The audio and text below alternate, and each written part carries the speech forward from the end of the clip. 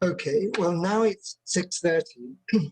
My name is Darren Basu. I'm chair of BCS Central London branch and BCS North London branch, two great groups of people, totaling some thousands of people, and also BCSWomen, a fantastic another fantastic group in BCS. Guess what? Focused on women and with women's particular topics and so on in high focus there. So we've got a great number of people who are in these groups, and we've got a great audience tonight, along with yourself, of course. You are especially welcome. Now, from BCS, I have a number of people I'll tell you about just very briefly. I have my colleague, David Grundy, who is going to be our technical background person for this session. I have Joe, who is likewise managing the BCS facilities for us this evening. I have Chloe as well, Chloe Basu, who is going to be the interviewer.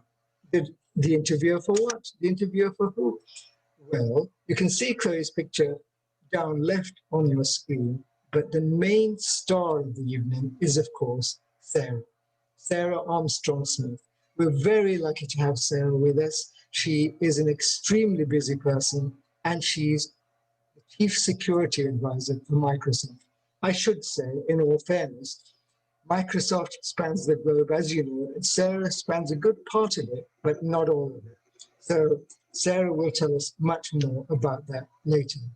Meanwhile, let me just tell you about what we have got coming up. That's to say, we in terms of North and Central London branches of the BCS, for yourselves, and to help make IT good for society, which is our motto.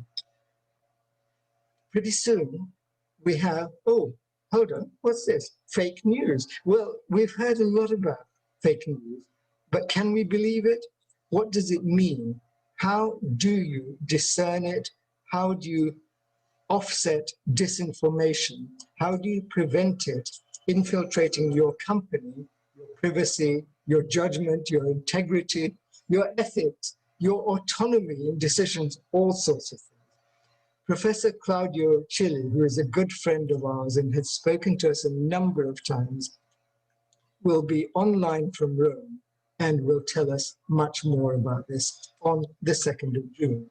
So I do hope you'll come. Take a screenshot if you wish of this, sign up and come. And then on the 16th of June, we have Russ Shaw, who you may know as being the founder of that excellent, should I call it an innovation hub? It's so much more than that, isn't it? But it's one of the main centers for helping London's exciting tech sector.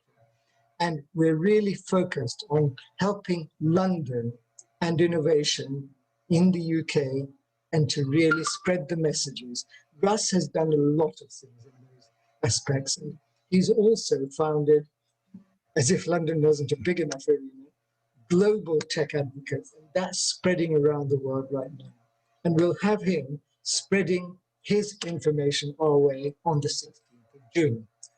But meanwhile, let me go back to tonight and tell you that Chloe has been a Wominspiration subject for years. She was in the first Wominspiration that we had way back in 2017, and we've had a number of them before that. So we've engaged her again for this session, and I'm very pleased, therefore, to welcome Chloe, to introduce Sarah, and to hand over to you. Thank you very much, Chloe and Sarah. Over to you. Thank you very much, Darlin. So yeah, I guess all that's sort of left is to welcome Sarah and say thank you very much for joining. If it's okay with you, I guess we'll start our fireside chat now. Yeah, great. So, good evening, everybody. I'm absolutely delighted to be with you all today. Great. So I guess if we sort of first dig in a little bit, just sort of into your journey, if you could tell us maybe a little bit more about your career journey, sort of any challenges you faced along the way, and maybe a little bit on how you've overcome those as well. Yeah, let's start right at the beginning. Let's go wind the clock back to probably when I was at school. And I think really there's a lot of challenges for people. There's an expectation of young people that you're supposed to know what you want to do when you grow up. And have this kind of all set out, this career plan and all of these type of things. That wasn't me. I had no idea really what I wanted to do. And there's all these expectations coming at me. But the one thing I loved more than anything was art. And I had such a fantastic teacher, and he really made me feel that I could do anything, to use my imagination, to think big and all of these type of things. And he was a real inspiration to me. And I thought, well, if I don't know what to do, I don't know what to do when I grow up, so to speak. So I'll do something with art. And so I went to college. And I thought maybe I'll do graphic design and those type of things. So I did an art foundation, and I also did psychology and sociology A levels. And the psychology part really come from my father. So my dad spent a number of years in the Royal Air Force, and he worked in psychiatry, and used to look after a lot of soldiers and the Falklands War and those type of things. So I've always liked the people element and been quite fascinated with some of the psychology. But I think I went from this, really inspiring, amazing person and teacher. And when I got to college, it kind of like shattered my dreams in a certain way, because my tutor was almost the complete opposite of this teacher that I had. And he was like, don't use your imagination, paint what you see. And I remember going to these classes, and he just had me painting bottles and doing lines. And I just thought, I don't like this. This is not me. There's no creativity there. And I kind of then kind of drifted around, and I thought I didn't really want to go to university. And I thought, well, I'll go into a start job. And again, I didn't really know what I wanted to be and those type of things. So my first role, if you like, I was working at a fleet management company, and I was working in a fraud department as a fraud controller, working on fuel cards. This is for a fleet management company, and I absolutely loved it, because it was a really great opportunity for me to understand fraud, build cases, and look for cases for prosecution and those type of things. But being quite early in my career, it really didn't sort of pay the bills and those type of things. So I kind of went to Thames Water, and I found myself, I was literally working in account management, and then I worked in a project team. And then it come to 1999, and I think there was two pivotal things. And this is where I always say my career started. And there's two kind of things that were going on. So the first thing that happened was the year 2000, the millennium bug, that a lot of your people and viewers might think this is where a lot of IT roles started, really. And it's just all very much around the stroke of midnight.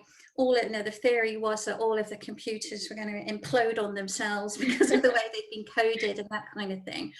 So they were asking for volunteers to go and work on this project, and I said, yeah, put my hand up to do that. And the second thing that happened is also Thames Water, where I was working, they were putting people through management courses, and they were paying for people to go back to college, do a night class. And this, for me, this was like, oh, this is amazing. This company is investing in me. I'm going to start on this new project. It's really interesting. And the college was quite interesting. My first day at college, I was one of the youngest people there, one of only two women doing on this college course. And I had this one man who would belittle me all the time. He wouldn't let me speak, kept cutting over me. And he had a really, he didn't want to be there. So his view of the world is, I've been a manager 20 years, no one's telling me what to do, that kind of thing. So I think his company kind of made him go on this course. And he just didn't see that I should have an opinion, because at that point I'd had no experience of being a manager and who are you and that kind of thing. To the point, as I say, it kind of built up. And one evening he just turned around and he just said, why don't you just shut up, little girl? And I'm just kind of like, there's everyone in the room looking around, even the tutor, and nobody said anything to me at all. And I was absolutely devastated. I kind of, and then after the class, and we had a break, and people were saying to me, I can't believe he spoke to you like that. I just can't believe it. I really can't. I said, but why didn't you say anything? Why didn't you speak up for me? It's like, oh, we were too scared, we're too nervous. And for me at that point, I kind of had a choice. I thought, am I going to let this person keep belittling me, make me feel bad for having opinion? And I kind of like had a bit of an FU moment, if I'm honest. And I thought it was kind of like a bit pivotal. I said, no, nobody is going to make me feel like this again. And I don't want anyone else to feel like that if they're ever in that situation. So that was a kind of a pivotal moment for me. And I was just like, no, I'm entitled to my opinion. I have every right to be on this course and those type of things. So that was the first thing. And the second part really was that I always kind of say my career started from the moment I really started that year 2000 program. And it really started from a business continuity perspective, and being a water utility company, probably one of the most heaviest regulated of all industries. And it really got me thinking about, this goes beyond IT.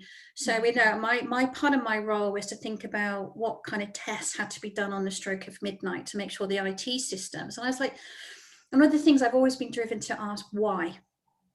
And it's quite annoying sometimes, because I'm always like, but why are we doing that? Why isn't it a different way? And you always get because that's the way it's always been, Sarah, but why? So I was like, yeah, but we're looking at the IT systems, but being a water utility company, what if people can't get water?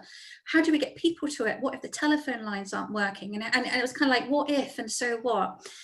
And what I didn't realize, that actually what I was doing was business continuity. I didn't even know there was such a thing as business continuity. To me, it kind of felt a little bit like common sense. I know people say common sense isn't that common, but I just felt, you know what, this is me. This is the thing I'm going to do. And I kind of then kickstarted a whole program of work really around a business continuity of Thames Water, looking at how do we get engineers to site, how do we keep the call centre running, how do we know who the special needs people are. So if we can't get water, and we've got people on kidney dialysis machines and those type of things, how do we do all of these things? And then the stroke of midnight happened, and nothing happened, literally. I think many companies are like, well, that was a bit of an anticlimax, wasn't it? So, and it was kind of like, so was that a complete and utter waste of money, or was that good planning? So he said, no, of course, that was our good planning, and that was why. And I kind of then, and from there, I got seconded to the head office, and I put business continuity plans in place for laboratories and engineering divisions and those type of things. But I really love the technology and the IT. So in 2001, I joined AXA.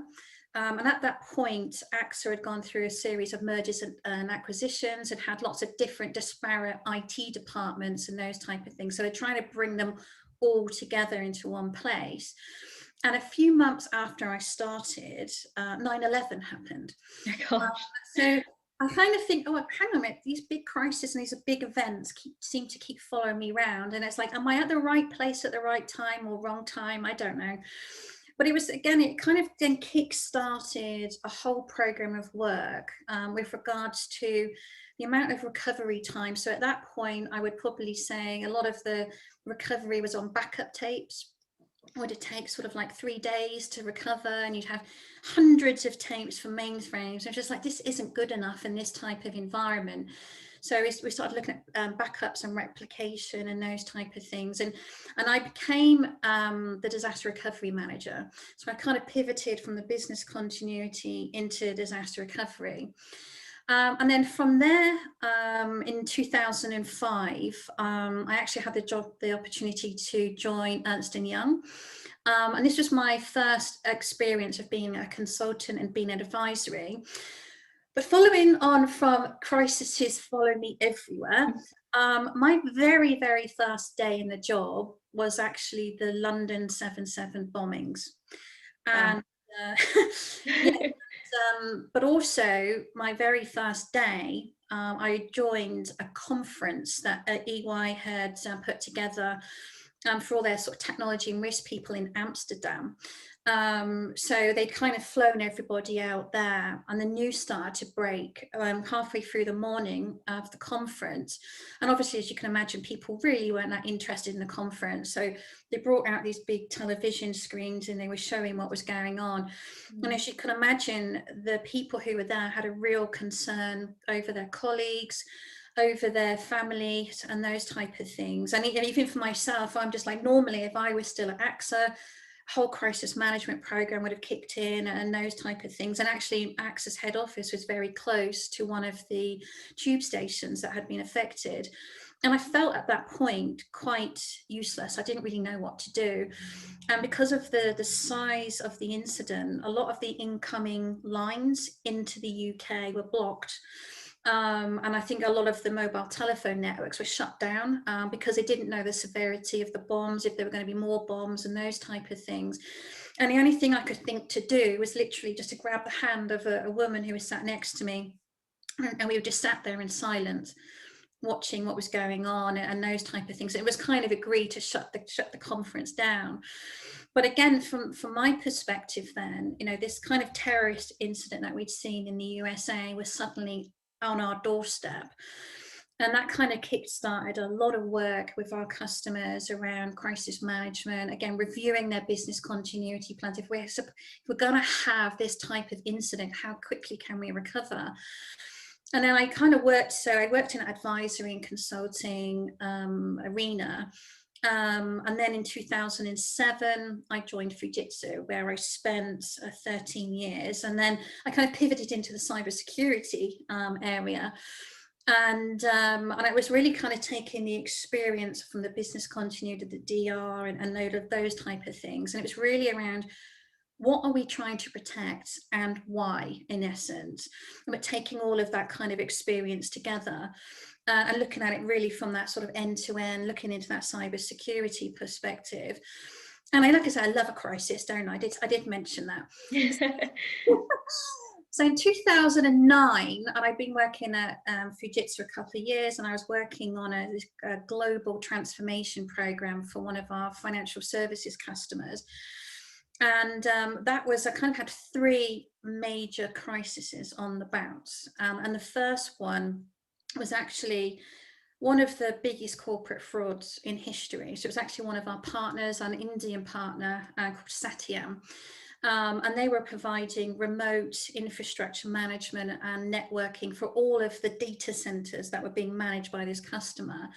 But it actually transpired that their CEO and their CFO had been kind of overcooking the books, let's say, overinflating how well the business was doing on the pretense that if they looked like there was healthy orders, more companies would want to work with them. Mm-hmm. And in the early days, there was a you know, the middle management layer, if you like, kind of distanced themselves, and we didn't know what was going on in it. And slowly over time, the communication stopped.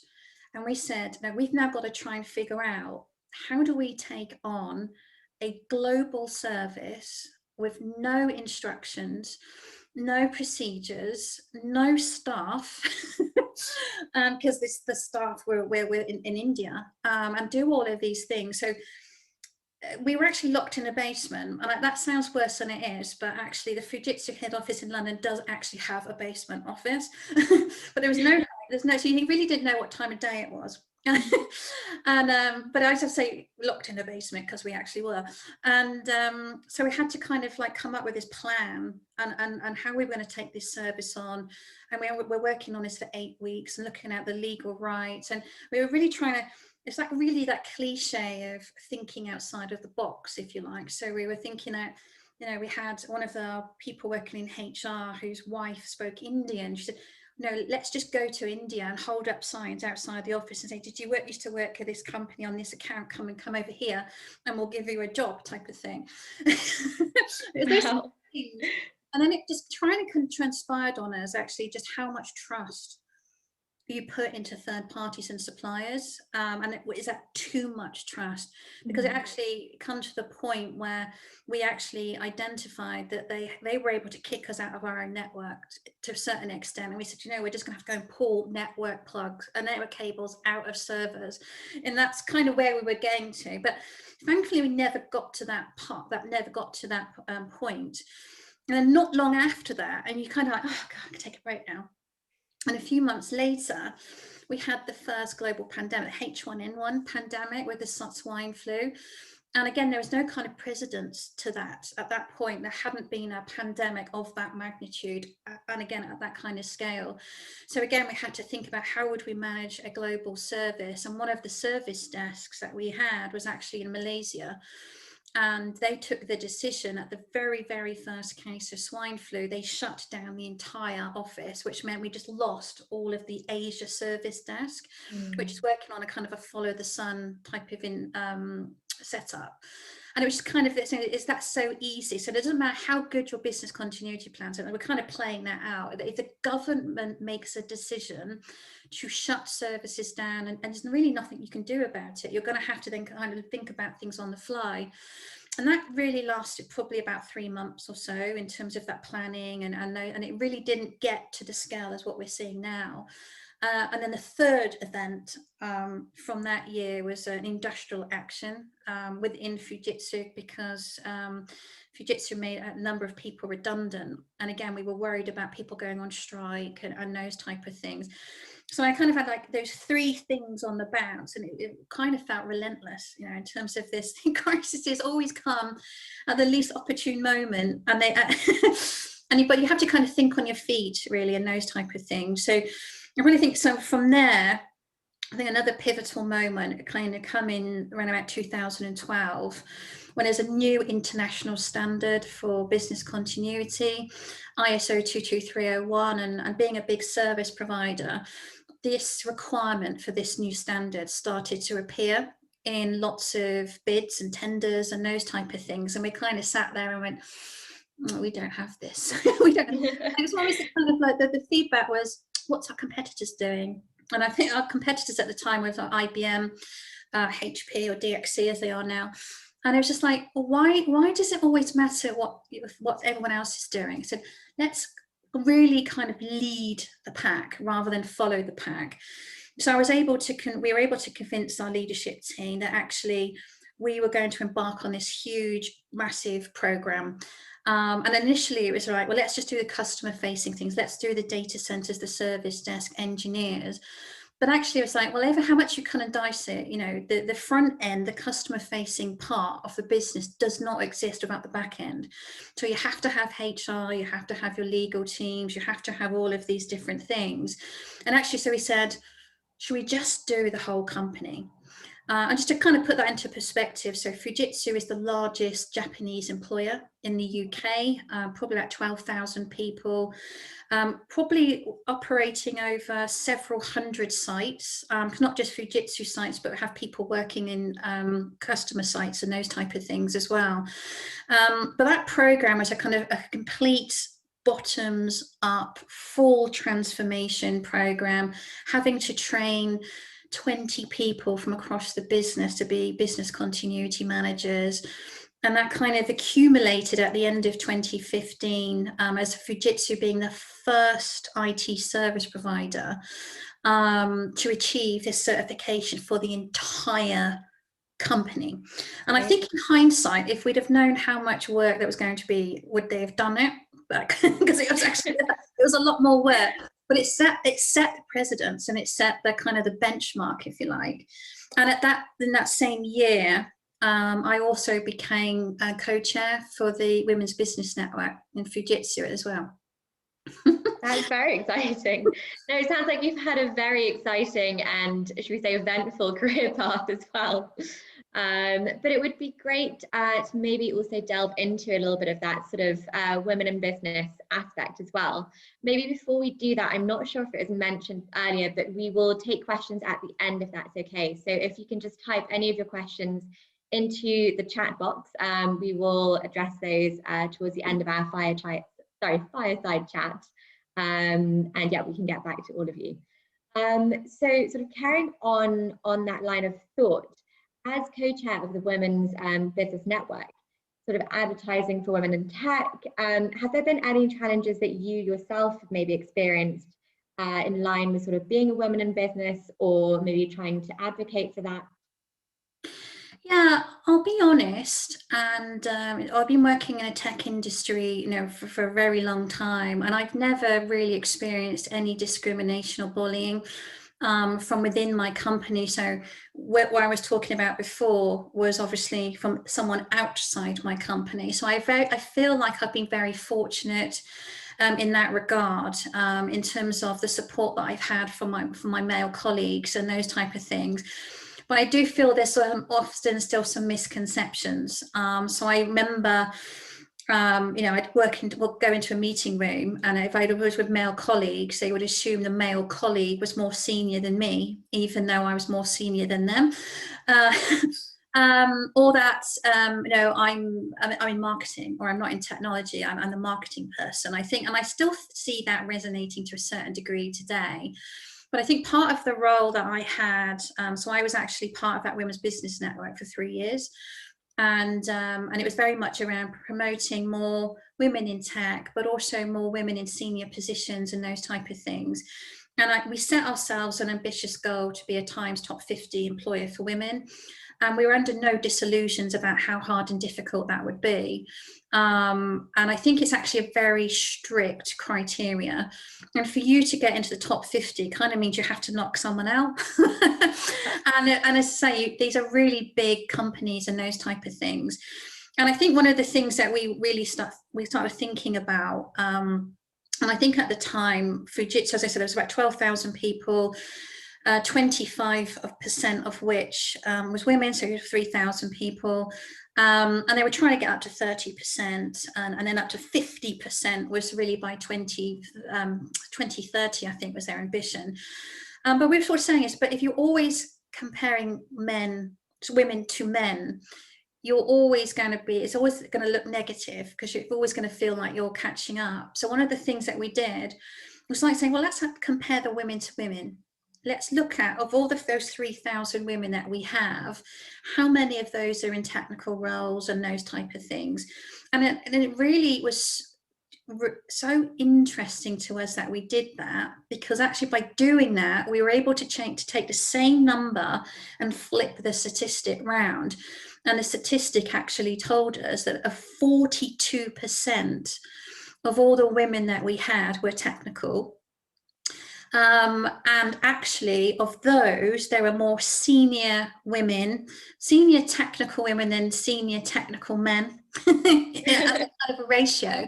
Yeah. And we said that is absolutely amazing. So, and it really just sort of said to me, it's sometimes just down to how you present the numbers and the facts and those type of things. And then it was just really reflecting on how can we just flip the information. So it's not really around that comparable to men per se, but it's really just encouraging to show the people who are doing that role and show those positive role models as well at the same time. So that's kind of really where our emphasis was. That sounds like a great perspective to take, and I think definitely one that could be useful sort of moving forward as well for companies to look at. I guess if we now maybe return back to your career journey and sort of pick up where we left off, and could we find out a little bit more about your journey from Fujitsu to your current role in Microsoft? Yeah, so where did we get to? So we got to the end of 2015, and at that point, it was really interesting for us because we were able then to kind of say, you know, if a company the size and complexity of Fujitsu can do this big program, then let us help you, you know, to the customers. And I was really then asked to write some white papers and really share my experiences and those type of things. But at the end, I think 2016 was really a kind of a tale of two halves for me. The beginning of 2016, I had a devastating personal incident because my mum died suddenly and without warning. And I kind of gone into my normal crisis management, pragmatic mode, you know, just think, all right, who do I need to call? Okay, I need to call family, I need to call, you know, accounts that she had, I need to deal with a coroner, I need to deal with a few more homes and those type of things. Very pragmatic, very matter of fact. But actually I wasn't dealing with the emotional side of those type of things. And it was really around keeping myself busy and not dealing with what was in front of me, to the point where I ended up seeing a doctor, and they said, you just need to stop. Just stop. And I just like, I don't know what you mean by just stop. I literally mean do nothing. And that's been quite alien to me, which is with regards to just do nothing. But I ended up taking a few months off work. And it really kind of brought home to me that actually your emotional resilience is just important as the resilience of companies and those type of things. So when you're in these really stressful situations, it's really important, I think, to think about the people element, that kind of part of me that's always thinking about the people and everything else. And I thought, you're no good to people in this kind of situation. So, but then everything kind of changed from kind of June onwards, I think, really. And at that point, because of the program that I'd been doing and those type of things, Fujitsu made me a distinguished engineer. And I was one of 12 women out of 300 and something people across EMEA and the Americas who'd been given this kind of accolade, if you like. So it's just really amazing, really proud. And actually one of my first events was actually to speak at the BCSWomen's AGM towards the end of 2016. And that was to just talk about the Distinguished Engineers Programme and the kind of work that Fujitsu have been doing for women and those type of things. But I also started to be nominated for various awards. So based on the programme, the work that I'd done, I was nominated for Continuity and Resilience Professional of the Year. And then I was invited to go to Japan and Tokyo in December to go and present on this programme and all the work that we've been doing for customers and those type of things. And I just kind of got to the end of the year and it just felt really surreal to me. Kind of how everything, and I just remember I was sat at the top of the Tokyo Sky Tree, which is the biggest, largest building in Japan, just kind of looking out on this big, extensive, you know, big city, mega city. And I was just like, how did I get here? How did I become here? It was just, it's a very surreal moment for me. And then, so that kind of from there, the following year, I was promoted to the head of continuity and resilience, and I was also then nominated for Business Continuity Manager of the Year at the Business Continuity Institute Awards and those type of things. And it kind of just dovetailed from there, and I started to get nominated for various different awards and being asked to speak at more events and writing blogs. And I also became a PR spokesperson at Fujitsu, and I used to talk to journalists and do kind of rapid response. So if there was breaking news with regards to, you know, there's been a massive data breach, a cyber attack, or, you know, anything that's going on, the journalists would want a kind of a comment from Fujitsu, and that would be something that I would do is make those kind of comments. And then GDPR came in around about the same time, and that kind of then sort of dovetailed from the cybersecurity into data protection and privacy, all around, you know, thinking about the big picture and the people and everything else from there, really. And then in 2018, that's when Fujitsu became Time's Top 50 Employer for Women. And actually ahead of time as well, because what the plan was that we'd done all this work and we were just going to dip our toe in the water. Because the judges and those type of things, they normally would give you some feedback and kind of say, oh, well, you didn't get in this year, but here's a shopping list of things for you to do. But it came as a complete shock to us that he said, yes, you've done, you know, all of these things. You've done really so much work in promoting women and having these role models and doing all these great things. And that was just fantastic. And then I got nominated for another award. Fujitsu, and that was to be Business Role Model of the Year at the IT Awards, and I was finalist there. And it was just a big catalyst from there, really. And it's kind of how I then kind of had my role bring me up right up to where we are now at Microsoft. Sounds like you've had a sort of very exciting and well, a lot of accolades given to you as well along the way. So no, it sounds like a fantastic journey. Maybe if you can repeated maybe twice there. If you could possibly give us a little bit more information about your current role in Microsoft as well. Also, please excuse me for one moment. I'm just going to pull the blind down. I think half my face is currently in the sun. It's very bright here, so I'm thinking how bright it is for 7 o'clock on a lovely evening. So yeah, as I was sort of saying, is that crisis is following me around everywhere, didn't I? So actually, I started at Microsoft 1 week after the UK went into lockdown.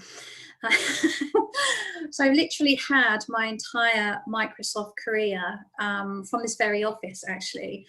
But part of my role is to utilize everything that we've just been talking about. So it's the business continuity, it's the disaster recovery, it's the cybersecurity, it's the data protection, it's the privacy, and really look at that. And I always kind of come back to that big picture view from where I was, that level of creativity, that problem solving, that ability to understand how these things all interconnect with each other. And my role really is to liaise with strategic and major customers across Europe at that kind of C-suite level. And it's moving the conversation away from being about products and technology to really about understanding and getting deeper into some of those challenges that we've been talking around. And I think the pandemic itself, brought so many different challenges for different companies. And I think it's fair to say that many companies weren't set up to deal with an event of this magnitude and at this length of time. So I've been liaising with lots of customers about, in the early days of the pandemic, it was very much around the availability, how to get people set up as quickly as possible. But then how do you share data? How do you keep people secure? With everything that's going on, and then obviously where we are today, the use of collaboration sites like Zoom and Teams and those type of things have really kind of exploded and all of that. But on top of that, the kind of cyber attacks over this period have also been relentless as well. So not only have they kind of had to deal with a pandemic, they've had to think about how do they communicate with their employees, their consumers. You're changing business models, people working around, and with under huge amounts of stress, as we were talking about, because not only they've got to work from home, they're homeschooling, they've got dogs whiffing in the background, and all of those. And I think with the cyber attacks, as we sort of said, and this is where this kind of the psychology part also comes into play, is there really is a psychology to what the cyber criminals are doing, and they love a crisis and they try and take advantage of that. So over the last year or so, Microsoft has seen a huge increase with regards to COVID-19 related phishing laws, fake domains. We saw a massive increase in things like ransomware. And even we've been quite surprised at just how far they're willing to go, because we thought, surely in this scenario and what's going on, you're not going to attack hospitals. You're not going to attack the first responders, but they did. Because they're easy targets, they're high value targets. And this is the kind of thing that I'm really looking at. So it's really talking to those customers, trying to understand what's going on. Having that feedback as well goes full circle with what Microsoft are doing. And even in the last few months, we've had nation state attacks with like SolarWinds, and even the Microsoft Exchange servers and those type of things. And it's about, attackers will utilize any which way in to your organization. And it's really about then having that foothold into your organization and kind of what can they do. And so we've kind of moved forward. So the kind of the overarching principle that we talk really around is that assume compromise. And it doesn't matter how good your defenses are, your business continuity plans and all of those type of things. You have to kind of assume that the attackers will find a way through all of that. And then it really becomes about resilience. And this is kind of my niche area, the bit I love really, is that resilience is really taking all of those disparate areas that we just spoke about, including the physical security, and you know, when we start bringing in the likes of artificial intelligence and robotics and all of these things that are changing, bringing all of that together and trying to make sense of all of this. Then on top of that, and I'm still doing, you know, these events, the thought leadership, I'm writing blogs, and again, really thinking about what happens next. And as we kind of come out, hopefully we're coming out now. I know that's not the case in some countries, but, you know, in the UK, at least, it feels like we're kind of coming to the end. But I think it's then what happens next. No, I don't think, are we all going to go back to how we were? I think that's very, very unlikely. So how is this going to keep evolving? I think that that's the interesting thing. And we've seen more companies adopting cloud. We're going to have more of this hybrid working. And as I said, those attacks are going to keep on coming. and that's kind of, so yeah, I think really that's kind of my role in essence. And it's to be the advocate for the customer, really, in terms of thinking about all these things that are going on, what's in the market, and then thinking about what's coming down the road. What's coming down the road potentially with regulatory change, you know, different standards. But it's really the difference that we're seeing now is a lot of the expectations are being set by consumers and your employees. So no, if their expectation maybe is that they can work from any place, anywhere, on any device at any time.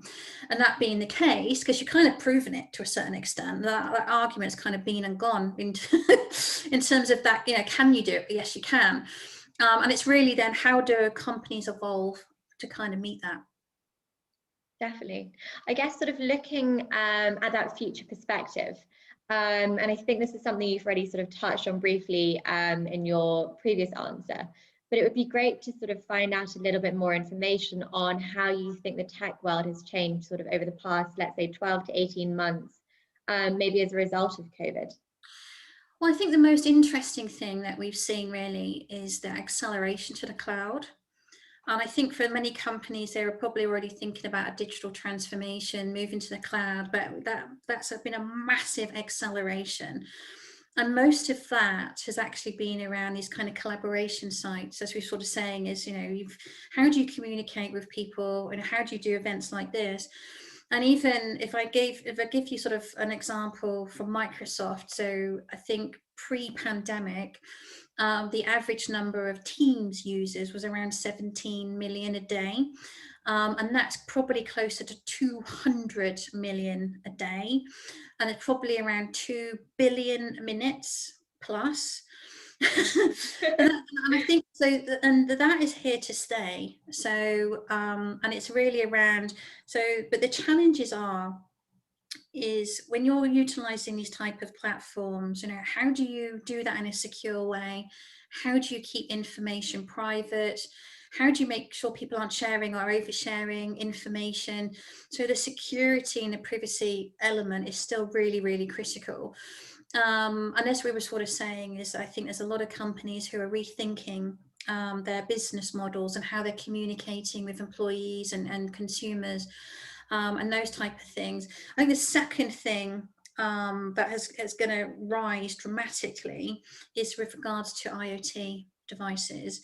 You know, and I think mobile, literally everything and anything is connected to the internet these days, and we're going to see more of that. So that's going to be on the rise.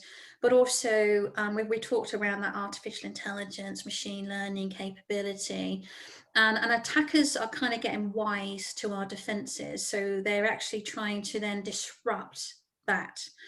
So they're trying to sort of flood the kind of machine learning algorithms, if you like, with data, or steal the algorithms and those type of things. So it's just going to, it's kind of like more of the same.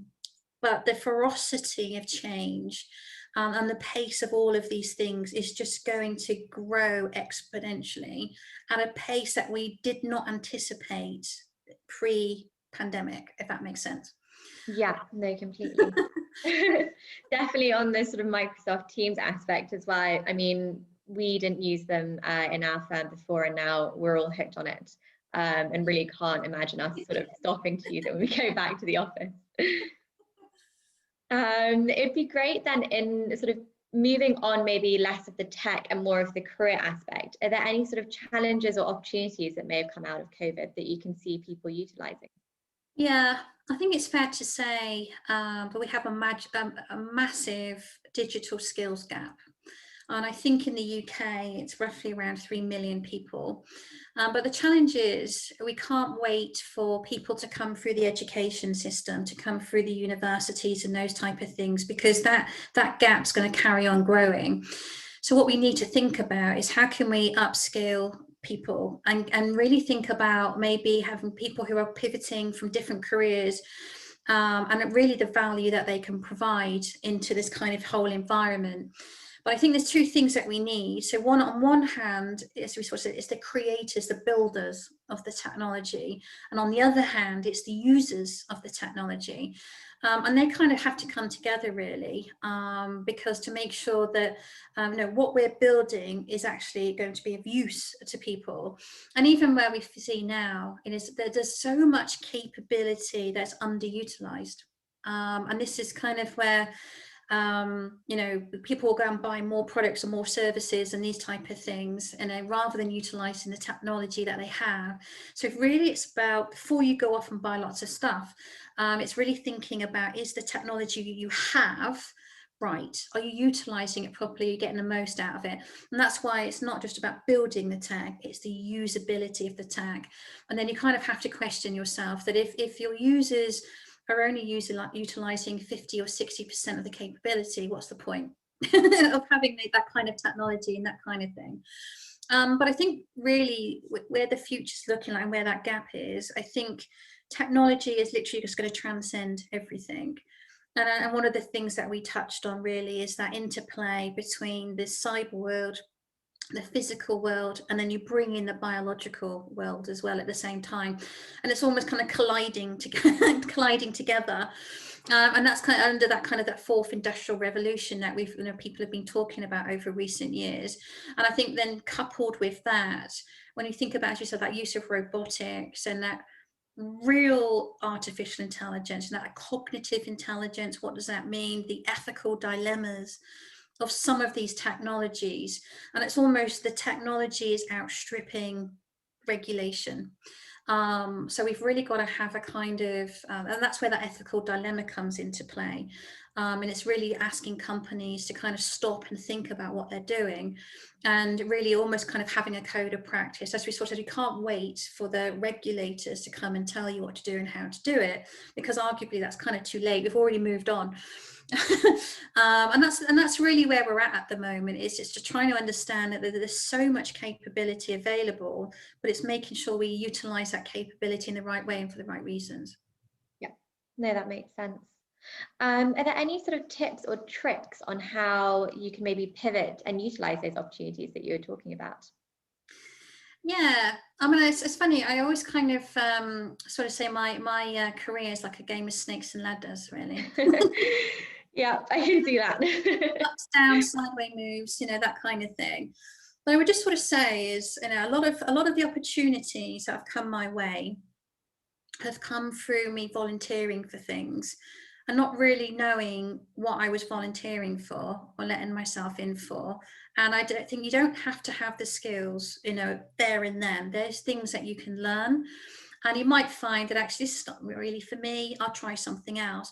And I think that's important. And I would just sort of say for younger people in particular, there's a lot, as we sort of said at the beginning, there's a lot of pressure on them to have to think about their career and have their career plan all mapped out. And I just want to say, don't worry, because there's so much opportunity. I would kind of encourage people to kind of, like say, dip their toe in and try different things. I mean, for me, 20 odd years later, for me, it's always about constant learning. And I love learning, and I don't think that's ever going to stop, really, from my perspective. And I just sort of am a bit of a rebel, and I'm always challenging the status quo. And I think some people don't really particularly like that, but I can't help myself, really. But I think that's a good thing, is keep asking the whys. And I think that's how it's really about that constant improvement, because if we just do what we've always done the way we did it, it's never going to improve. And I think that's kind of where we're at, really. And there's a lot of that sort of technology and those type of things that underpin that. But I would really just encourage people, you know, not to take a risk, to take a chance, and really just to see where it takes you, because you really never know what's around the corner, particularly when we have these kind of massive events like we've just been talking about. And then some of these massive events really are a massive catalyst for change and opportunity. And I would just kind of sort of say, so everything that we've been talking about, I always look at what is the positive, what's the takeaway, where's the opportunity, what can we learn from all of these things. And that's kind of where I come from, really, in that regard. No, I think that's great advice, and especially sort of making use of the opportunities and not having your career plan sort of mapped out. Because I think especially, well, when I was younger, and I guess it was only an attitude change for me in the past couple of years, I definitely felt like I had to know every step and what my next move was. And that can feel quite overwhelming at times. So yeah, I think it's great advice to still, well, to not feel that you need to, and to be open to those opportunities that may come your way. Yeah, exactly. So maybe just one final question from me, and then we can switch on to the questions from the audience. It would be great to know if you have any sort of plans for the future, and if you could maybe share a little bit of information on what those might be. Yeah, I think it's kind of what I touched on. I love working in technology. I just think it's, you know, there's so much opportunity to look at the tech for good and those type of things. And I think people are a little bit scared sometimes when you talk about automation, when you talk about robotics, and you talk about artificial intelligence, and people go, well, isn't that just I'm not going to have a job in the future? And I think that's not the case at all, really. And it's really around, you know, how do you get that technology and the human working together? And that's really where I'm fascinated from. And I'm really kind of thinking ahead and looking at that, you know, how does that relationship with robotics and as I say, true artificial intelligence, that cognitive intelligence, come into play? And that's going to keep evolving, really. And that's where my interest looks at you know, how can we utilize this in the right way for the right reasons, as I was sort of saying. And I think there's probably even things that we're not even aware of yet, you know, that's going to happen down the road. And I think that's why I love the technology, and I love kind of the environment that I'm working in.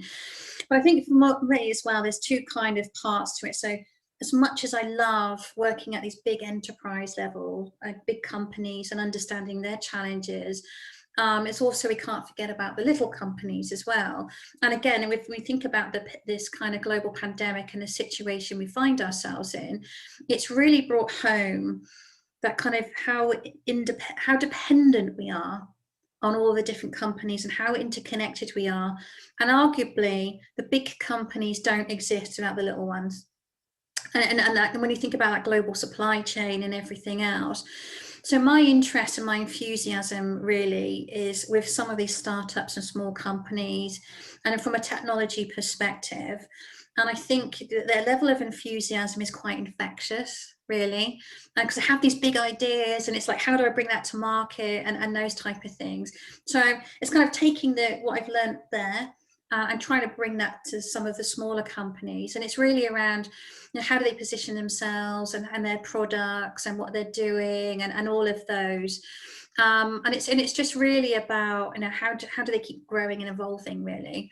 So it's kind of bridging the gap between those areas. So that's kind of me. But as I say, ultimately, it will always be in tech, because I love it so much. I think it's just a fantastic industry that we all work in.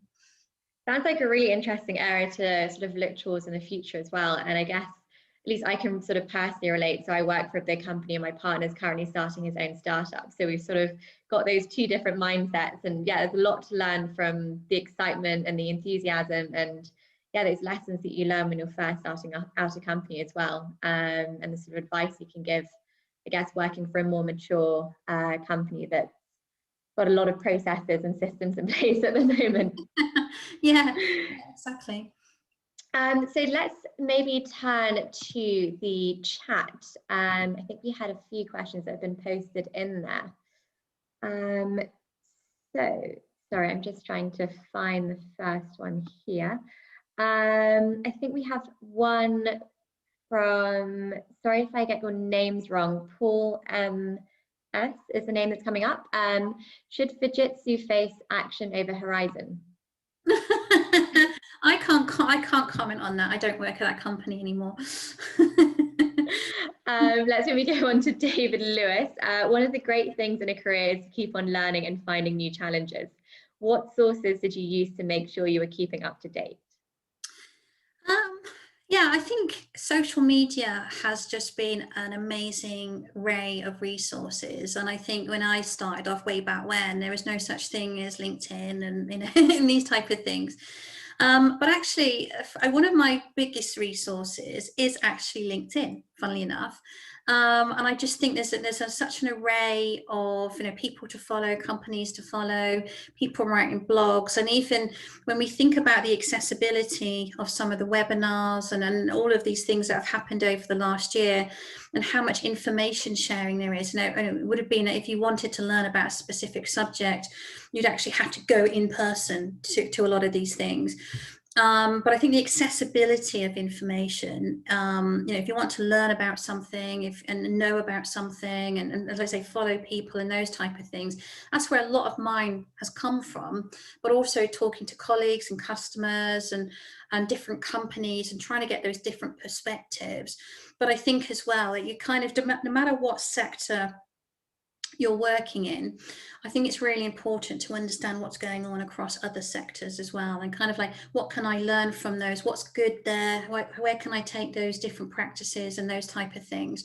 But for me, it's always about constant learning. I don't think I'll ever get to the point where I've done enough now, because there's always things to learn, things to do. But as I sort of said, I think for me personally, I think the amount of information that's available through social media platforms and the amount of information that companies provide as well is quite astronomical, really. No, definitely. Also, just a quick note to those who are listening, we are answering the questions in the Q&A portion on Zoom. So if you can just put any questions in there, that would be great. So second question for you, what advice would you give a young female graduates looking to begin a career in tech in the current job market? Yeah, I just think one of the things that is really important is not be put off, as we were sort of saying, is I think some of the messages that get put out that there's not enough women in tech and this type of thing. Because I think it becomes a self-fulfilling prophecy to a certain extent, and it can be quite off-putting for people to hear those messages. So I just think, you know, the opportunities for young women are just as many, you know, as if they were for young men, really. But I would really think about where your interest lies. And I think sometimes even working in a technology environment doesn't mean you have to be a techie. I think some people think, oh, I need to have all of these certifications, I need to go down a really deeply technical route, and that might be fine, that might be something that you want to do, but actually the industry is so big, it's huge, and there's so much opportunity. And I think it's important therefore to think about where your interests lie first and foremost, and don't feel like, oh, I have to go down that route because I don't know any other route, if that makes sense. And I just think it's important, as we've sort of said, is think around those type of roles that exist around the creation of technology, but also the user of technology as well. But I think really, you know, wherever your starting position is just really to try lots of different things and really think about what you enjoy doing. And if you've had the benefits of being able to join a graduate program with many different companies, you do have the opportunity sometimes to work across different areas, and just see what sticks, really. But I would 100% recommend just trying lots of different things and seeing what you like, because I always get a lot of people say to me, I want a career in cybersecurity, where do I start? And I always sort of say, what are you interested in? Because it's not a rigid, you know, this is the path to entry and that's the only thing. So it's really around, you know, do you want to go that technical route? you do architecture, is it risk, there's compliance, there's incident response, there's this huge, so many different things. I don't really like to just sort of say it's that way or that way. But as I said, from my perspective and where I come from, as I said, I come left field almost, I kind of pivoted in through the side. And that was just really that I think business continuity in particular enabled me to understand how companies operate and the kind of the interconnecting parts and all of those type of things. And then I was kind of able to see of all of those parts, which bit was I interested in, and I was interested in the technology, but the whole part, the sum of all the parts, if you like. As I was saying, the technology doesn't exist without all the other parts as well. Yeah. No, I think I took a similar approach when I first started off. Again, sort of came in left field studying international relations and then went into audit trying to get an understanding of sort of how companies work in the main infrastructure. And yeah, definitely sort of different interests have flown off the side of that based on things that I've looked at. And hopefully that has helped to answer your question. A question from Lisa. What advice would you give to someone who might experience the type of behavior you experienced with the gentleman you spoke about? I think this was the one at the beginning of our chat. I've had something similar. So you're a woman, what do you know in my previous role? Yeah, I think initially, you know, it can be quite hard dealing with that type of situation and that kind of scenario. And it's going. But for me, I think there's kind of two lots of people. I find there's people you can really make or break people based on just sometimes your comments and what you do and what you say. Now, the funny thing is, I remember telling this story at an event we were doing at Fujitsu, and I was saying about this is how it made me feel. And this man come up to me and he said, I'm that man. I'm like, he wasn't literally that man. He said, figuratively, I'm that man. And he said to me, you know, I was brought up to be a man's man. And he says, I'm a northern man. And he said, you know, my family was that I go to work, my wife stays at home, looks after the children and this, that, and the other. And he said, and I was that kind of misogynistic, you know, that person. And I've never actually heard somebody on the other side relay that story back to me. And he sort of said to me, I have an 18-year-old daughter, and I'm absolutely amazed at that. And he said, I truly believe that person was just so naive in his opinion, in his thoughts, and this, that, and the other.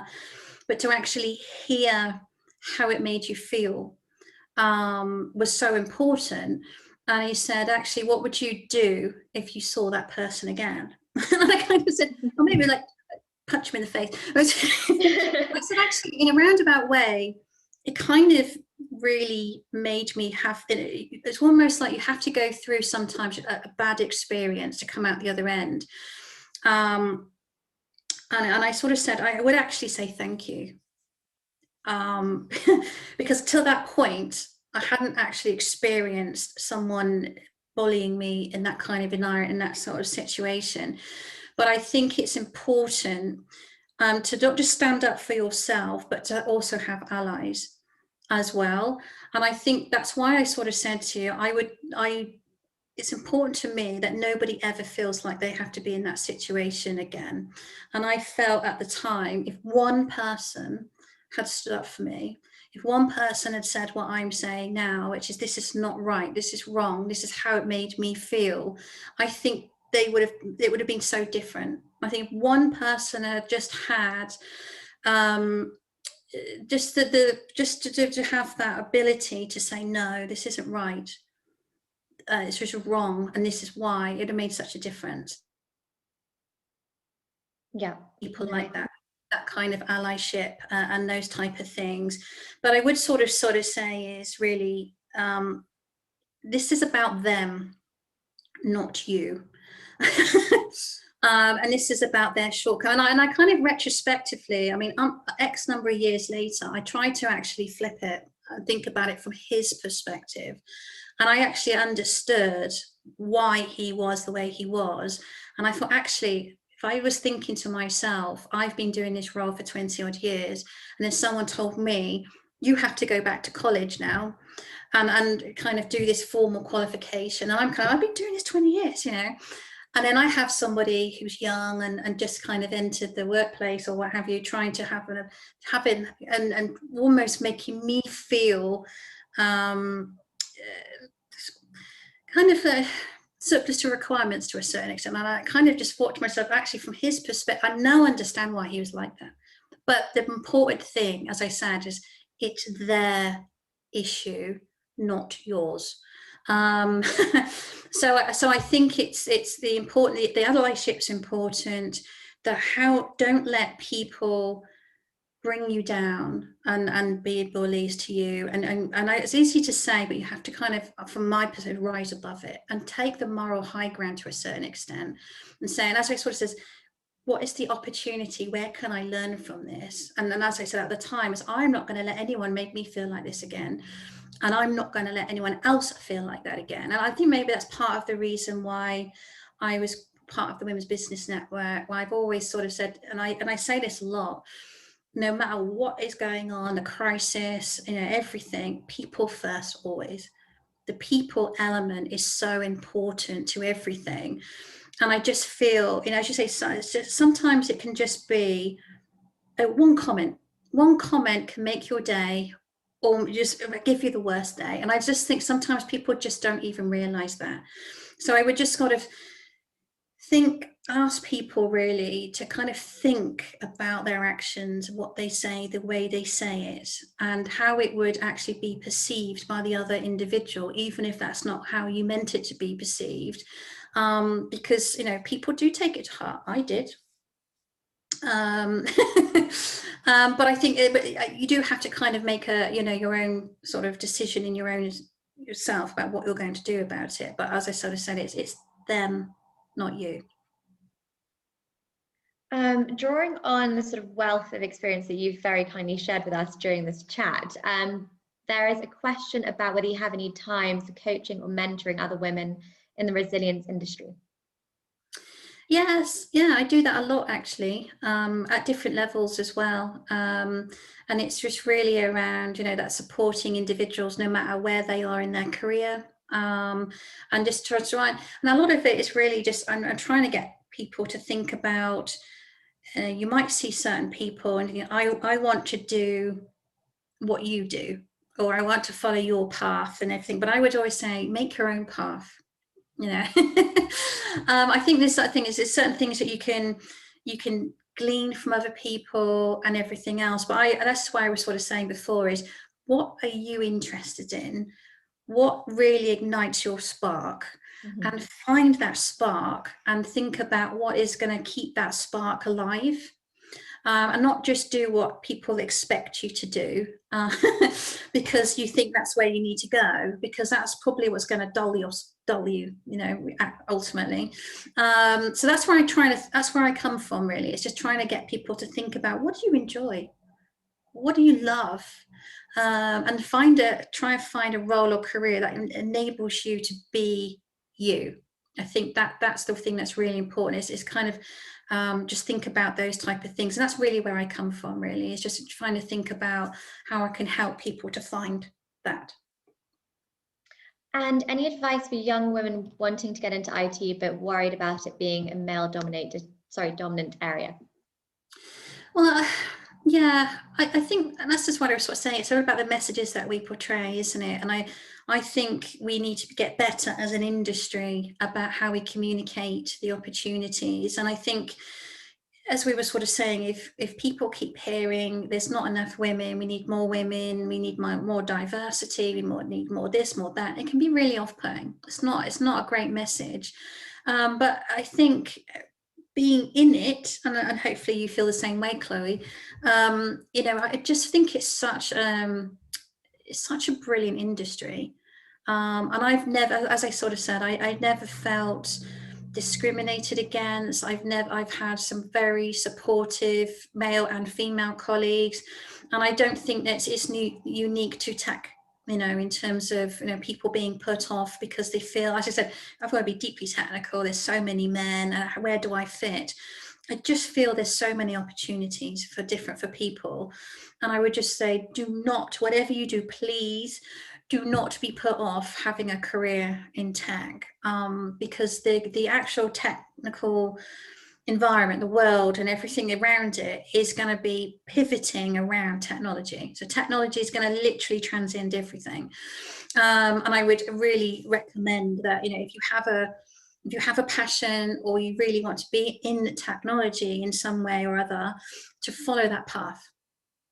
And I just want to say, I know this is a shameless plug for Microsoft, but there's a reason why. Because during the pandemic, Microsoft actually said that they were going to make lots of learning free. And that's through Microsoft, it's through GitHub, it's through LinkedIn as well. So if you wanted to go to Microsoft Learn, there's a huge raft of free information learning, and part of that is actually your learning path. So you can kind of say, this is what I'm interested in, and it will build you a little path for you. And obviously you can go through the cybersecurity and go to architecture, cloud, and application design, all of that kind of thing. But as I say, it's free.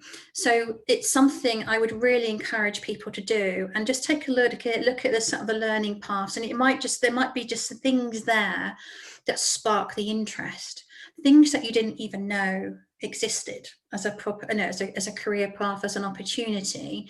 But I think, you know, rather than you having to invest in courses and these certificates and these type of things and spend money on something that ultimately you don't enjoy or you don't want to do, is think about where those opportunities are for some of those free resources. So that's a really good starting point for you, just to kind of have a look. You to do that in your own time, at your own speed. There are opportunities to have certifications in certain areas if that's something you want to do, but otherwise it's just a massive raft of free information at your disposal. So that was my shameless plug, but it was, like I said, it was a good reason for me doing it. Trying to combine a couple of questions here, because I think we have quite a few on entering into sort of cybersecurity or the computer world as a career path.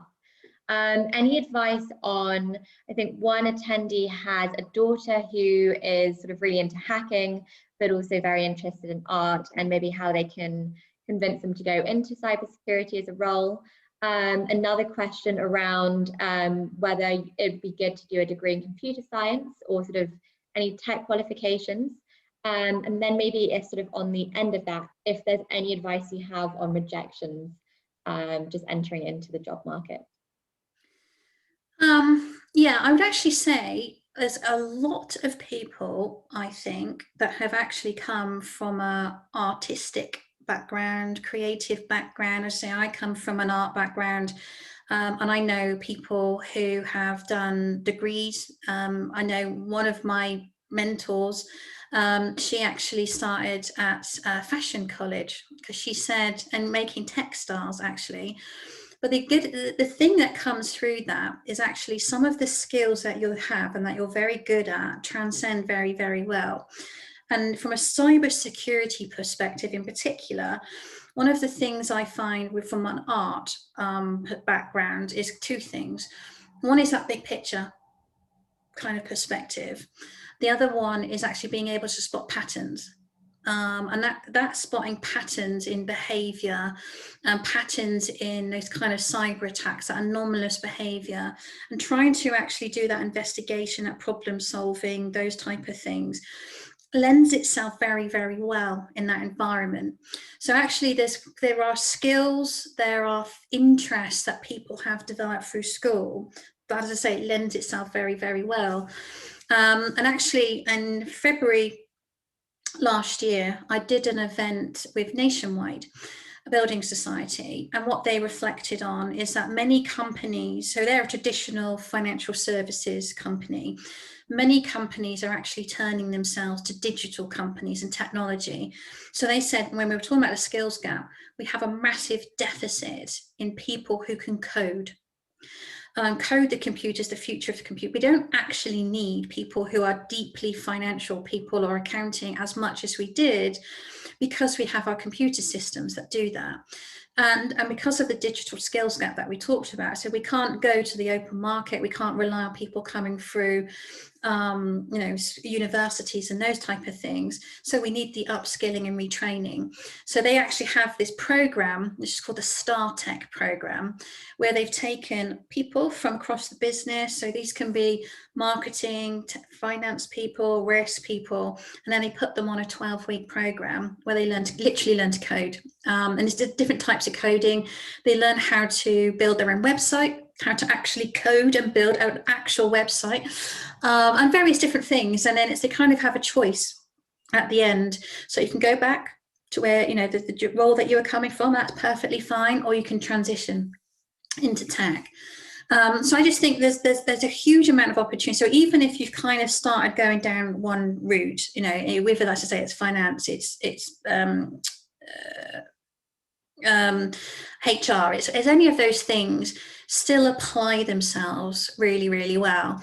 And actually one of my colleagues in Microsoft, he is in recruitment, and he said, I spend so much time listening to the skills that people have and understanding the roles that they're going into, and then being able to converse with them with regards to their skill set, what they do and how they do it. And he said, I actually now want a role in security. And now he's learning all of these things. So I said he's come from pure recruitment, HR background. And he just said, I think it's fascinating talking to different people and those type of things.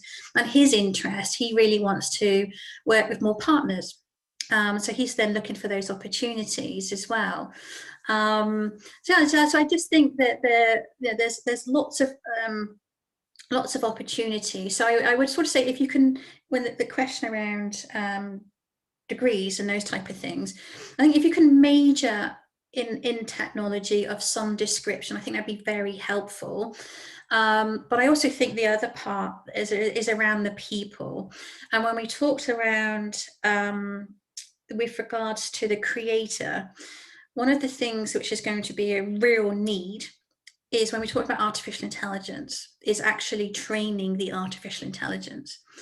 And part of the issue, therefore, is the biases that exist in that, and the ethics and the compliance, and making sure we're doing things in the right way.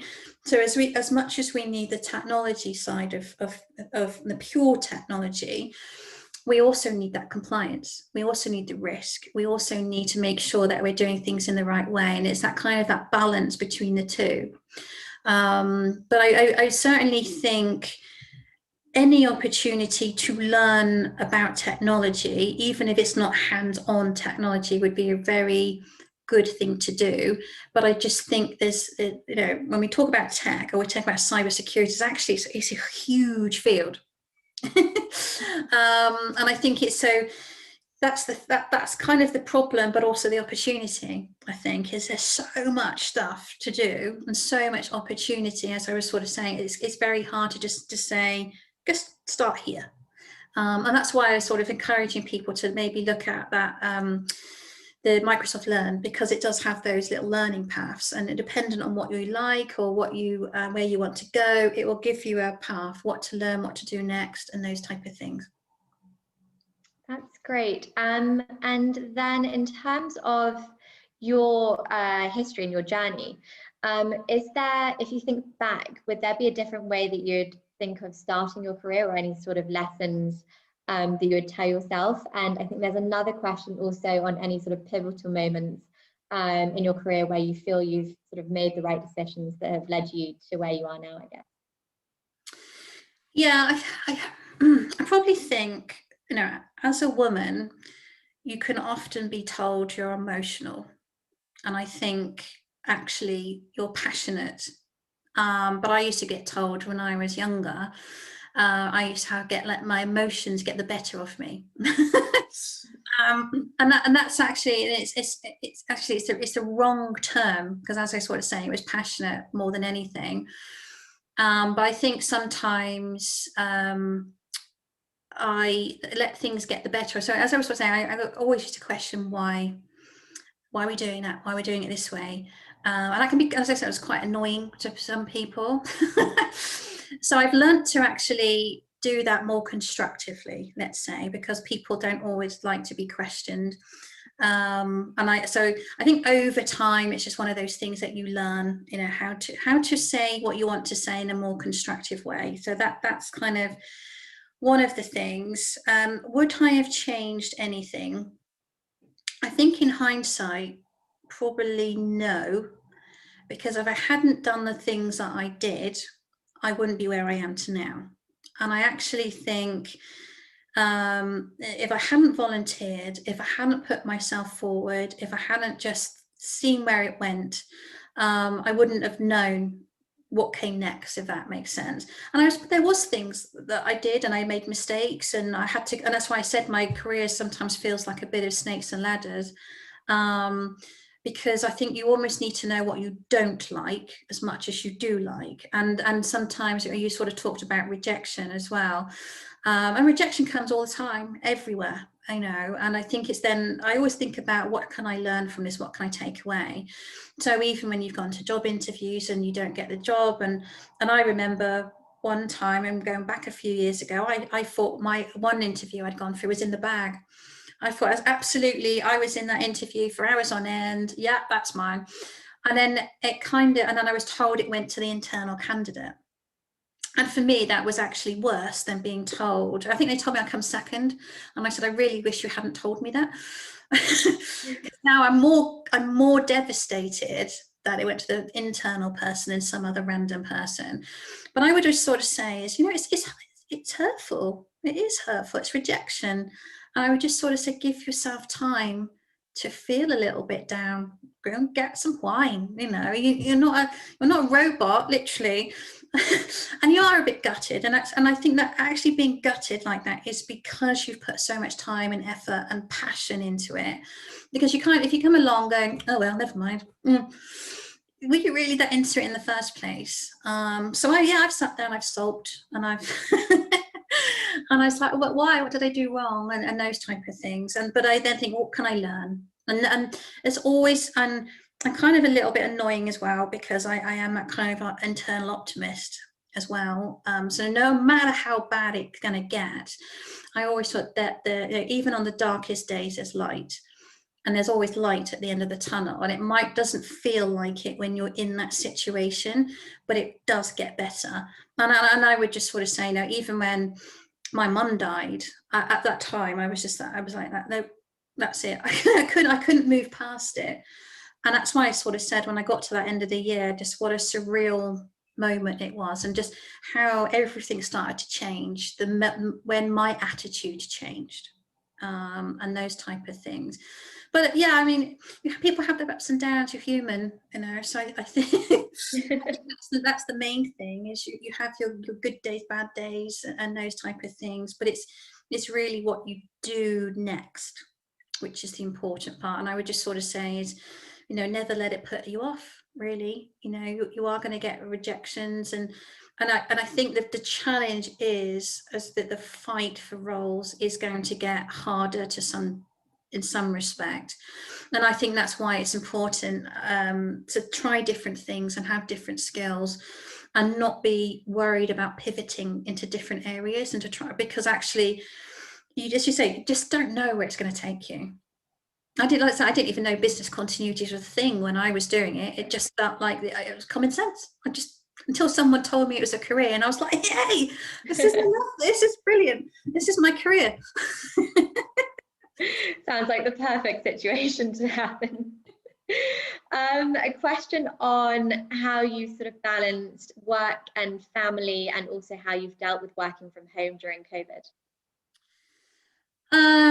Yeah, I've not always been very good at the work-life balance thing. So I've been bad at working long hours and taking work home and those type of things.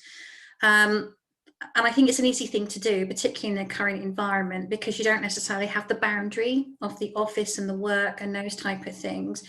But I am, the thing I'm quite strict on, and I think it's harder for me to a certain extent because of my role goes across Europe. I liaise a lot with colleagues in the USA, so I don't have like a typical 9 to 5 role per se. And even now, look, it's nearly 8 o'clock and we're talking. But I do have a set rule. I don't work weekends. and you know, things get turned off at 4 o'clock on a Friday, and I make time for my partner and family and friends and those type of things. So I have had to get stricter with myself, because it's very easy, you know, to work long hours and, you know, just to let that encroach into your weekend and those type of things. And there are times, you know, sometimes if I'm preparing for a presentation or a customer or something, I have to work long hours, but that's up to me. There's no real pressure from anywhere else other than the pressure I put on myself. And I do admit to potentially being a bit of a perfectionist as well. And I'm probably my worst critic, I have to say. I'm probably harder on myself than anyone else is. But I think I do think it's important, therefore, just to think about having that boundary, and kind of thinking about making sure that you protect that time as well as best you can. On that note, I'm seeing that we're almost at 8 o'clock. So I'm not sure if you want to continue on with the questions or maybe wrap up. Well, hi, Sarah, this is Darling here. You're very popular. You have lots of questions left.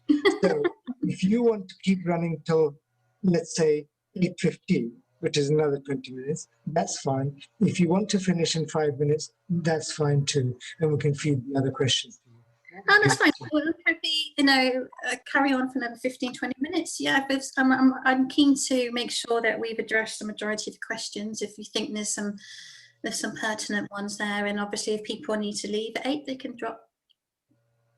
Sounds great. Okay, there's the message from Sarah. Let's carry on.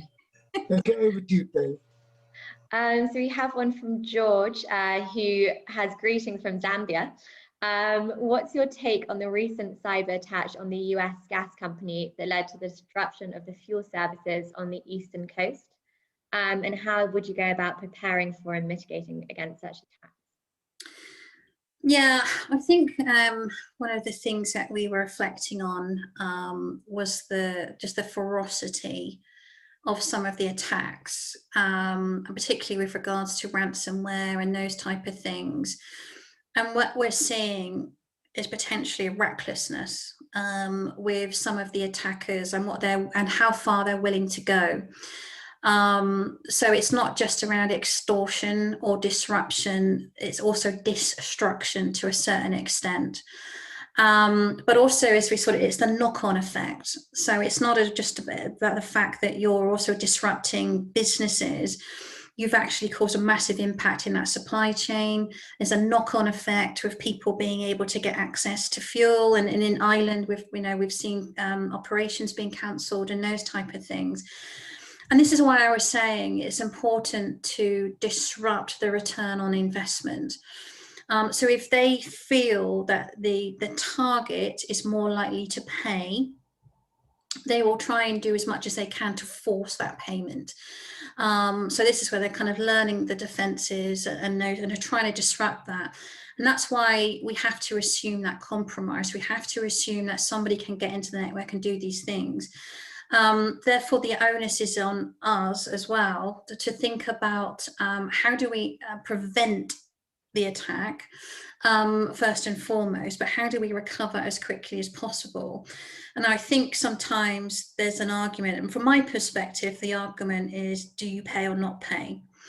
When you pay, you're actually fueling the problem, and that's not a pun, that's just but actually you're making it worse, because then they see this as a profitable, but because you're dealing with extortionists, that doesn't necessarily mean they're going to go away. You know, they can come back and ask for more. They could be more disruptive because they think, oh, well, that was easy. I managed to get, X million. Next time I'll go bigger. Next time I'll do something worse. And it'll keep extrapolating through. So this is why we have to think about, what can we do in terms of that defense. So part of that is with regards to that segmentation, particularly from the operational network and the IT network. Now, what we've seen over the years is that the companies have kind of joined the two together because they want to have quick access into the operational network by having people working remotely and those type of things. But arguably, this is where we see that kind of lateral movement across the network. So they might start over here and they start moving across, and they're trying, and you try to think, what is it they're after? So are they after the information? Are they after the assets? Are they after that disruption or destruction? So we have to kind of think about, how do we protect that? And some of that comes through being able to actually have different segmentation. So assuming, even if you could get into that part of the network, what can you do? And how much damage can you actually do in that kind of lockdown environment? And this is why I was sort of saying is, we want to think about, how do we make it as hard and difficult at each stage? And when there's a will, there's a motivation. So the more motivated, the more resources, the more time, the more effort that they have, the more likely they are to keep going. But actually what we're hoping for is, the more hard and difficult we make it, they might just give up and they might move somewhere else. So as much as we kind of, this is why I was sort of saying how important it is to think about the business continuity, the disaster recovery, the cybersecurity, and the physical security as well. And actually, when you start joining up these networks and those type of things and having everything interconnected, you actually extrapolate that risk and the probability of someone being able to do something of that magnitude. And I think there was a similar incident, I'm not sure it was this year or the end of last year, with the Florida water treatment works. And somebody was able to kind of get a backdoor access in and change some of the parameters up and down. Now, luckily that was detected and it didn't actually poison the water supply, but you can kind of see how easy it is to manipulate systems and just to turn things up and down. And sometimes that can be to a devastating effect, because some people might not even know what they're doing and how much impact it can cause. But I think we have to be mindful of that and make sure we have the right processes. And also, it's not just about the technology, it's about the education as well. That goes into making sure that people understand the processes, what the risk is, what the impact is. And if we, as we said, if we assume that somebody can get in and can do these things and to that scale, what do we do to mitigate it? So, and this is to some degree, this is when you were asking, how are things just going to carry on evolving? It's like that. And I think even from a Microsoft perspective, that the challenge that we have placed back to the government, US government and countries across the world, is that the government, the policymakers, law enforcement actually have to get stronger at the attackers, because at the moment the emphasis is on the defenders to have to keep improving their security, pay more money on resilience and these type of things. And that's not always an easy thing to do, as we were sort of saying, the smaller companies, and it's incredibly expensive for companies to upgrade production lines and keep all this infrastructure up to date and that kind of thing. So the kind of the plea, if you like, is to go to the government and that kind of thing, is to think about what sanctions that you can put in place, and then how can you prosecute, and the deterrence that you're going to put in place against some of these attackers, to just really make them think twice. And the problem with some of the cyber attacks is attribution, and what I mean by that is actually knowing who the attacker is and where they are, because actually with this kind of the criminal networks and the gangs and this type of thing is, they're moving around, they're going cross countries. So if you have an attack that originated in Russia or China, it doesn't necessarily mean that's where they are, that they can actually launch an attack from anywhere in the world. And that's kind of what we've seen with other attacks, even with attackers, as we sort of said, they can launch it from within the country. So that's why I said that attribution is being able to pinpoint down who the actual attacker is, and being able to bring them to prosecution, and a successful prosecution is really hard. That's why you kind of, as much as you're improving the security on one hand, we also have to think about the deterrence on the other hand, and almost kind of disrupt their return, as we sort of said. And on a different note, could you give us a quick bit of advice for those looking to pivot in their careers on any sort of part-time opportunities or volunteering opportunities in the IT space? Yeah, I think there's a lot of opportunities. I think to work with some smaller companies, maybe also on a pro bono basis. I think there's a lot of charities, for example, that don't have necessarily some of the resources and capability.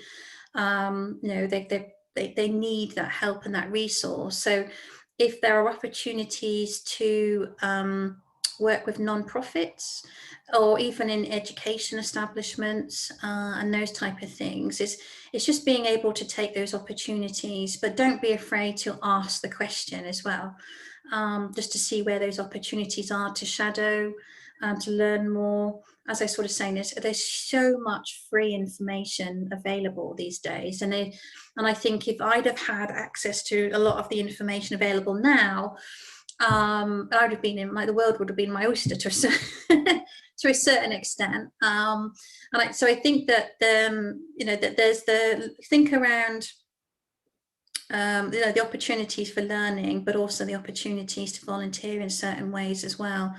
But also people need to know that you're available to do these. So don't kind of assume that somebody out there knows that you want to do these things. You have to make it known as well, that you're willing and able and you want to try different things. And that's, and the opportunities may come from there.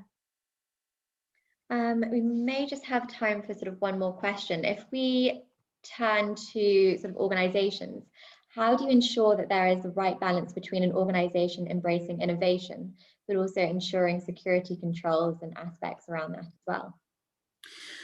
I think this is where we're seeing that move to the cloud. And I think this is the value that the cloud provides to a certain extent, because it does enable you to innovate and innovate quickly and at scale. So you're almost you can kind of think, I've got such a great idea. And rather than having to go and buy all this infrastructure and these servers and get these people in it, and that can take months. The value that you have from a cloud perspective is that infrastructure is already there and it's on demand and it's got the flexibility and agility. So you just spin up, some servers, and that sounds easy. It's not as easy as it sounds. We just spin up some servers, but the ability to innovate in that way and to try different things, and if it doesn't work, you try something else. And that's the kind of as I said, that's one of the values of the cloud, I think, to a certain extent, is that enables you to do a lot of those things very, very quickly. But the other thing as well is, I think when you think about a lot of these startup companies and where a lot of these companies, even someone like Microsoft or Amazon or those type of things, these have started from nothing. They've started from people working in their garages who've had an idea and they just kept going and going and going. They didn't give up. And I would just sort of say, so, even a lot of these ideas, it's a kind of like, they are going to fail. You're going to have to try different things and different ways of doing it. But actually, it's a kind of don't give up, really. And look, as well as much as we talk about the technology, is also think about the people who have done it before. So there's a lot of entrepreneurs, people who are founding companies, who've kind of got that experience and do these type of things and can give you that advice and guidance as well. But actually, we need more ideas.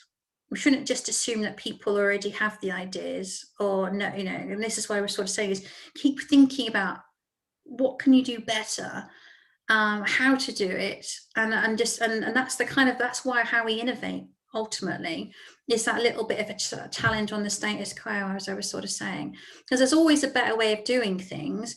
It's just sometimes people can't see the wood for the trees, because as I say, they've always done it that way.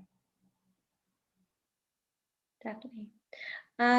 Maybe if we go for sort of one last question. There are a few questions around sort of big organizations, whether you see yourself still sort of staying in them, and also maybe how you know if a company's culture or values fit with you. Yeah, I think to a certain extent, now. I will certainly continue my career in Microsoft. I feel that I've still got huge amounts to learn. As I sort of said, I'm always learning. So even though I've been working in this environment for over 20 years, and I envisage myself another 20 years, I'm a bit of a workaholic, I must say. And I think that's because I love my role. I genuinely love what I do. And I think when you love what you do, it doesn't feel like a job. You know, as I sort of said, it's a passion of mine.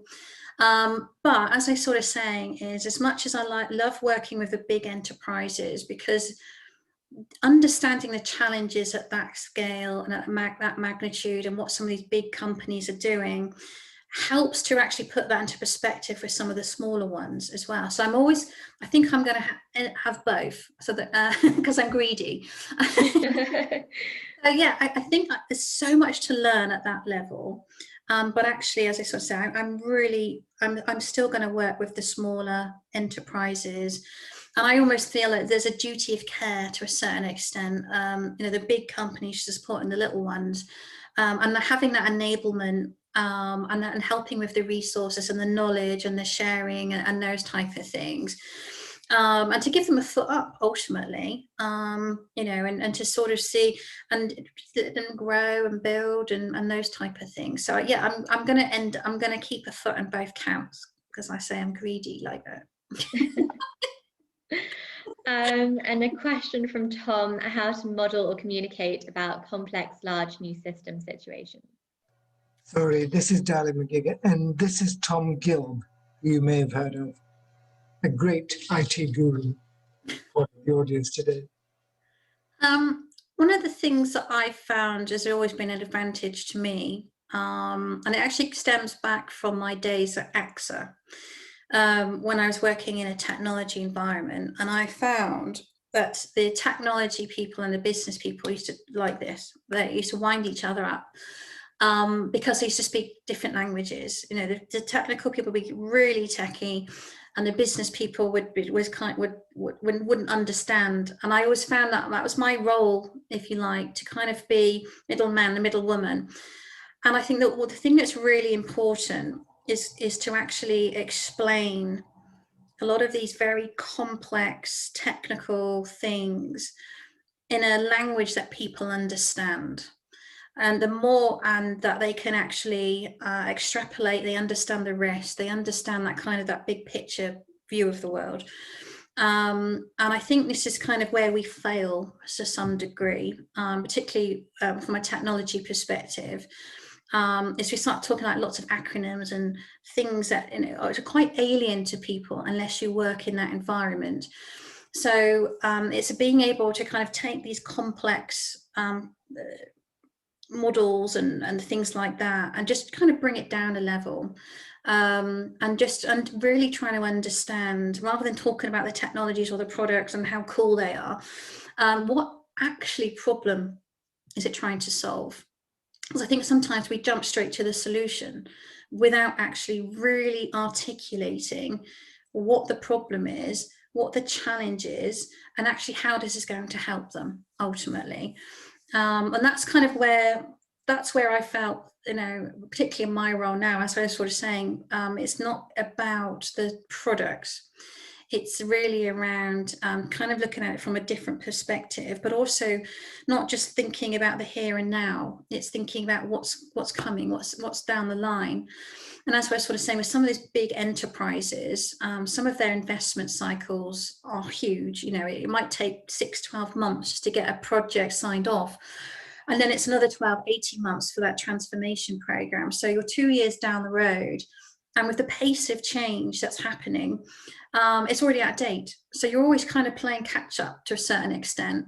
And I think that's why you need to kind of look at the longevity of the investment and how this is going to continue to serve into the future and beyond. And I think that's why we got to think about not just, as I say, not just the here and now, but what's coming, what's in the pipeline, how is this going to continue to evolve? And therefore, how do we need to evolve our processes, our technology, and our people with it? That's great. I think maybe we should start wrapping up. I'm very sorry. I think there are a few more questions in the Q&A, so terribly sorry if we didn't manage to get through to you, through to answering those. But I want to say thank you very much, Sarah, for taking the time to talk to us. I know I've learned an awful lot, and I'm sure everyone else has as well. It sounds like you've had a very interesting career path and learned a lot of lessons and achieved a lot along the way as well. So thank you very much. Thank you, Chloe, and thank you everybody today for your great questions and for putting me on the spot as well for some of them as well, I have to say. Thank you so much. And I'd like to thank both Sarah, of course, and Chloe as well for this session. It's been really great. We've all learned a tremendous amount. And Sarah, keep on enjoying, keep on carrying the flag and taking us all forward. Thank you very much. See you next time. Bye-bye. Bye.